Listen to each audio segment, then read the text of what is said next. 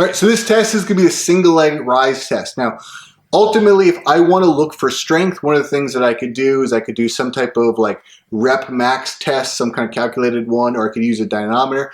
Again, you might not have access to this stuff. So one of the tests that has shown good validity for quadricep strength is a single leg rise test. So from here, what Eugene's going to do is he's going to do repeated sit to stand on one leg. And we want to see, one, if he can keep a good tempo, and we want to compare side to side. What the research found is that if you have under 21 repetitions, you're at an elevated risk for having serious knee pathology. That being said, the test's validity kind of starts to drop over 34 reps. So if you could do 34 reps, the test stops, and then you do that to the other side and compare. So for this test, Eugene is going to start sitting. So we want to make sure his knees are bent to 90 degrees. We want to make sure he has good upper body position. His arm position, you can decide if you want to keep your arms crossed, hands at the hips, or go forward. The only thing I ask is that whatever you pick, you keep it uniform. So essentially what he would do is he would stand up and sit down.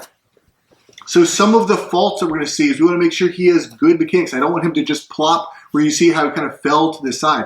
I want to make sure he has good knee position. So as he comes up, I don't want his knee to kind of collapse in to that knee valgus like we've talked about so further. And again, we want to make sure that he has good control. So he should keep a consistent range of motion up and down. If at any point there's a pause and he stops, the test is over. It has to be consistent up, down. At any point he stops or slows, the test is over.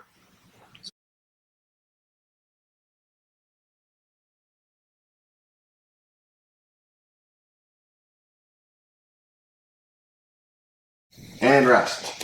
So Eugene would do is he would test one leg and he'd compare to the other. Remember, 21 reps and under is a sign that someone's going to have an elevated risk for knee pathology. If he gets over 34 reps, that's where the test stops. And again, like I said, this test has shown very good validity for estimating quadricep strength when someone doesn't have access to more specialized equipment.